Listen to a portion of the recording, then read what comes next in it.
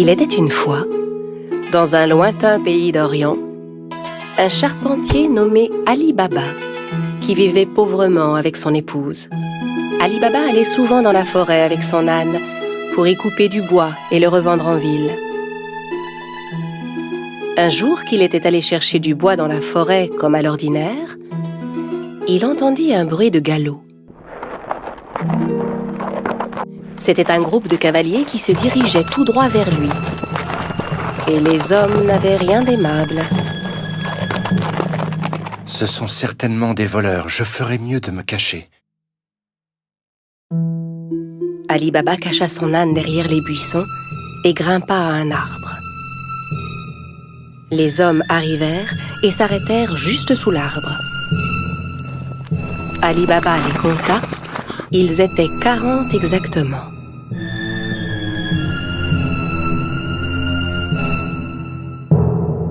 Les hommes déchargèrent les lourds sacs que portaient leurs chevaux. Et Ali Baba comprit alors que ces hommes étaient bien des voleurs. Le chef de la bande se dirigea vers un énorme rocher devant lequel il se mit à crier. « Sésame, ouvre-toi !» Soudain, il se passa une chose incroyable. Le gros rocher glissa sur le côté comme une porte coulissante, laissant apparaître une grotte. Les voleurs entrèrent un par un en portant leurs gros sacs. Quand le dernier fut entré, la porte se referma automatiquement. Ali Baba était médusé par ce qu'il voyait.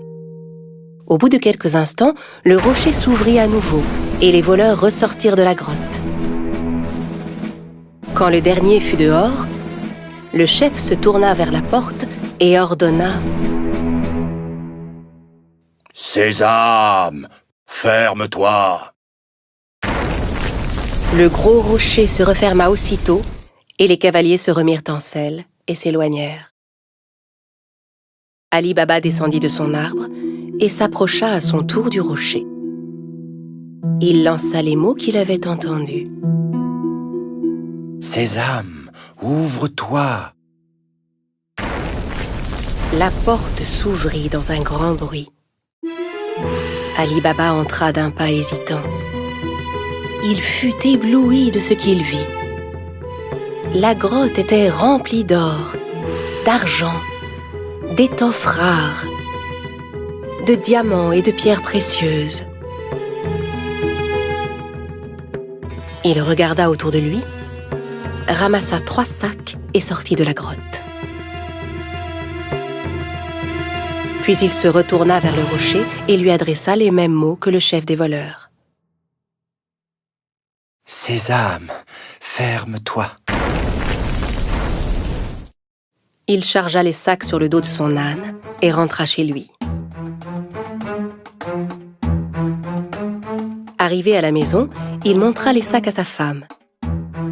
Elle n'en croyait pas ses yeux et pensa qu'Ali Baba avait volé les sacs. « Où as-tu trouvé tout cet or ?» Ali Baba lui raconta alors tout ce qui s'était passé. Elle était si heureuse. Ils se mirent ensemble à vider les sacs. « Aide-moi à compter ça. Je veux savoir combien d'or nous avons. » « Non, creusons plutôt un trou pour y enterrer cet or. » « Va creuser le trou, j'irai demander une tasse à mesurer à ton frère Cassim. »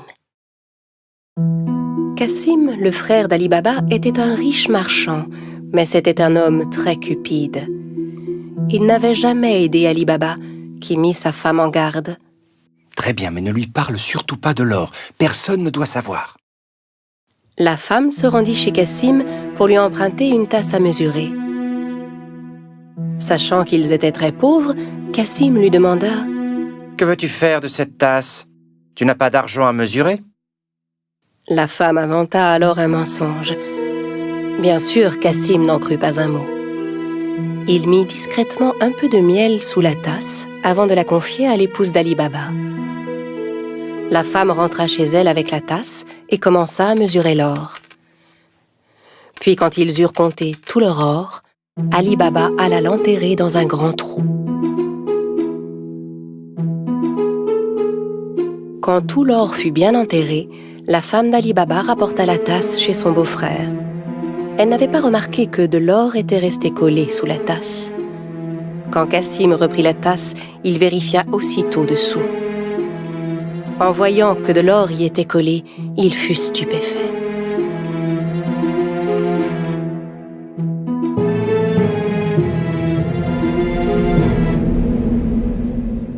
Je me demande où Ali Baba a pu trouver cet or. Cassim ne put pas dormir de la nuit. Le lendemain matin, il se leva et se rendit directement chez son frère Ali Baba pour lui montrer l'or collé sous la tasse. Ali Baba, d'où vient cet or? Je croyais que tu étais pauvre. Où l'as-tu trouvé? Ali Baba lui raconta tout et le pria de n'en parler à personne d'autre.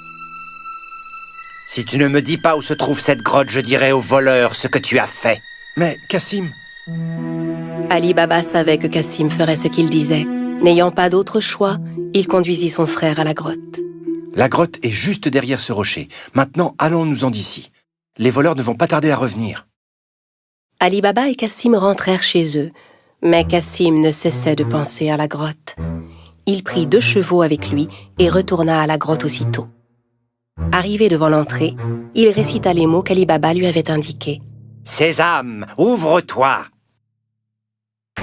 Le gros rocher se mit à bouger et la grotte s'ouvrit.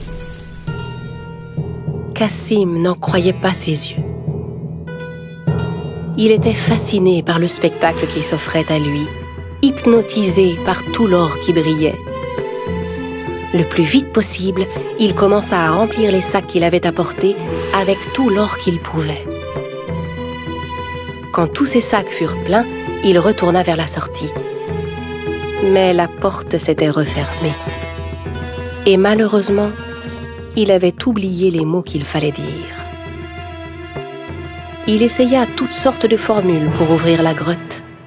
« Porte, ouvre-toi Rocher, ouvre-toi Grotte, ouvre-toi » Mais quels que soient les mots, la porte restait fermée. Cassim commença à paniquer. Il chercha une autre porte, mais n'en trouva aucune. Au bout d'un moment, les voleurs revinrent à leur grotte. Quand ils virent les chevaux de Cassim, ils se méfièrent et sortirent leurs épées. « Sésame, ouvre-toi »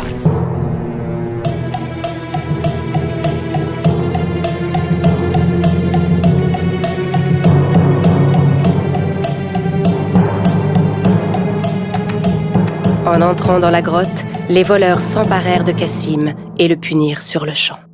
« Alors c'est donc lui le voleur qui nous a volé notre or » À la nuit tombée, ne voyant pas revenir Cassim, sa femme commença à s'inquiéter. Elle courut chez Ali Baba pour lui demander son aide. Ali Baba aussi était inquiet pour son frère. Il retourna à la grotte et vit les 2 chevaux qui attendaient devant la porte. Il comprit alors que son frère était à l'intérieur et qu'il s'était fait tuer par les voleurs.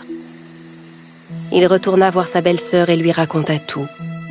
Ensemble, ils décidèrent de n'en parler à personne. Au bout de quelque temps, Ali Baba et son épouse vinrent s'installer dans la maison de Cassim. Ils s'occupaient de son commerce et aidaient à le faire prospérer. Leur fortune ne cessait de croître. Dans le même temps, le chef des voleurs se rendait compte que l'or caché dans sa grotte ne cessait de diminuer de jour en jour. Il ordonna donc à l'un de ses hommes de vérifier s'il ne voyait rien de suspect. « Va en ville, cherche s'il n'y a pas quelqu'un qui serait devenu soudainement riche et dépensier.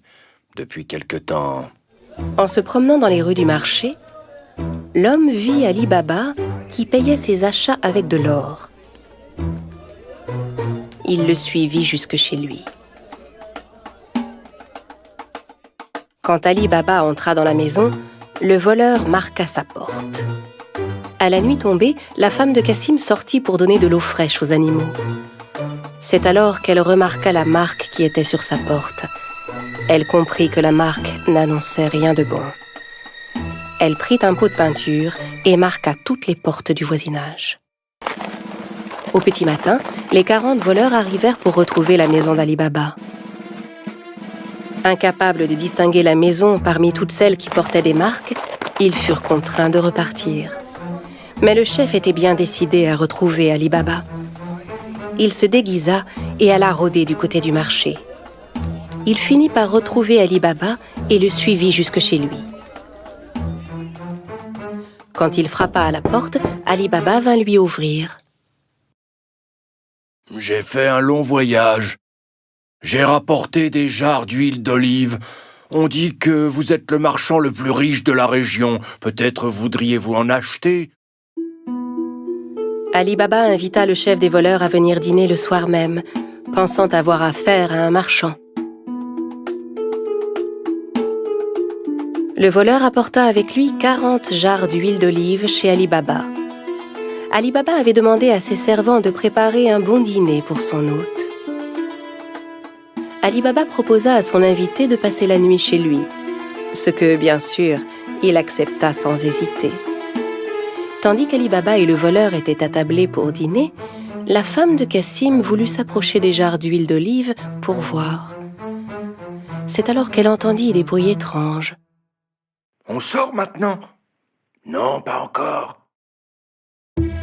En entendant que c'étaient les voleurs qui étaient dans les jarres et non pas l'huile, elle comprit que c'était un piège. Elle alla aussitôt à la cuisine pour faire bouillir de l'huile. Puis elle revint verser de l'huile bouillante dans chacune des jarres. Les voleurs ébouillantés s'efforçaient de garder le silence.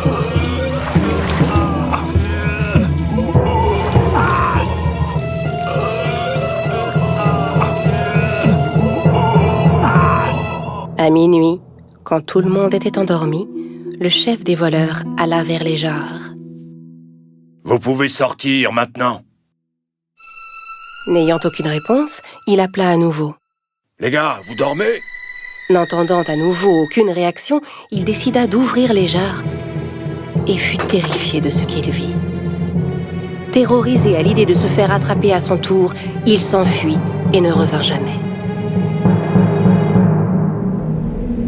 Le lendemain matin, la femme de Cassim raconta à Ali Baba ce qui s'était passé. Cette fois, il savait qu'il n'aurait plus jamais à s'inquiéter des voleurs. À partir de ce jour, Ali Baba et sa famille menèrent une vie riche et heureuse.